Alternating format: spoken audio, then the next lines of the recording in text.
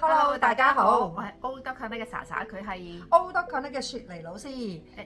我哋講斗母元君，好今集講咁嚟過我哋嘅壇度就會知道啦，我哋嘅壇會有觀世音菩薩啦，會有藥師佛啦，地藏王菩薩啦，係啦，亦都會有斗母元君啦。其實仲有道母啦，亦都有象神。咁今集講斗母元君係斗母元君，其實係你哋有聽過攝太歲嘛？有每年係啦。每年都做，無論你有冇犯太歲，你都係可以去攝太歲。咁台灣就叫安太歲啦咁樣。咁點解要攝太歲啊？攝太歲就係我哋咩有刑啦、沖啦、害啦，係嘛？咁呢其實即係代表你同太歲嗰個衝突啊，或者你犯咗佢嗰啲嘢。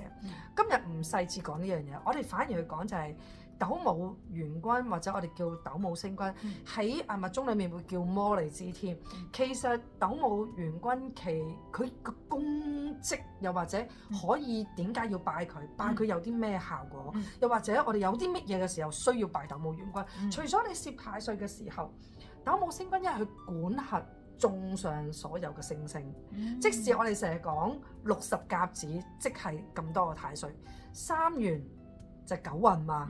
即係每60年就一個元運，咁你諗下，我哋成日講3元9運係嘛，都係離不開60甲子。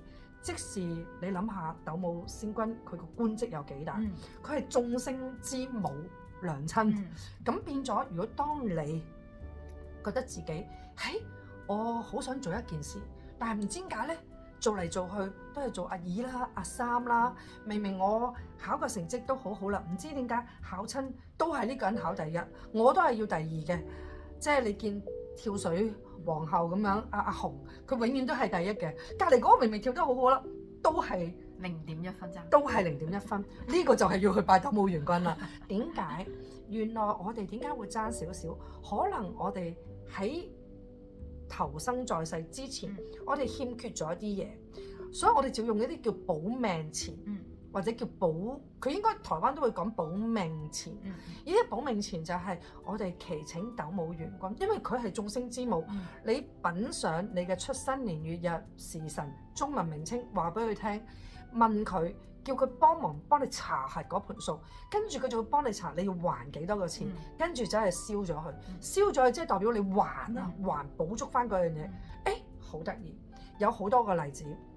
我哋有一個身心靈嘅導師，佢喺台灣，佢同一個機構合作，好得意喎。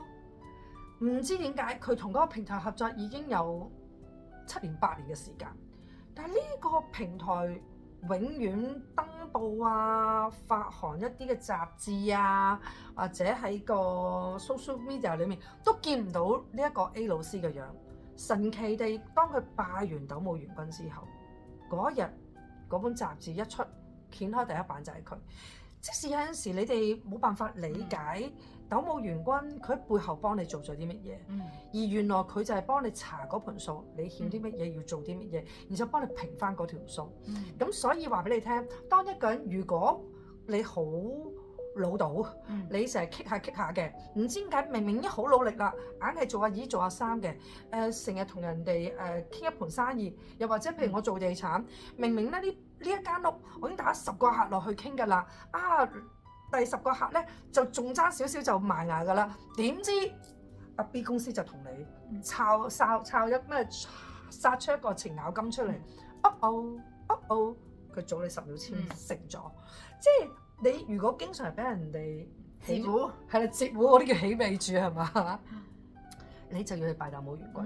喺呢度你聽到啲乜嘢啊？我覺得原來好多嘢我哋成日以為整定㗎啦，其實我哋都可以改變嘅喎。冇錯，咁又或者譬如舉個例子，你譬如同人競爭喺啲比賽裏面，唔知點解往往都係差少少。我哋成日講天時地利人和，係咪啊？你點樣令到你有人和啊？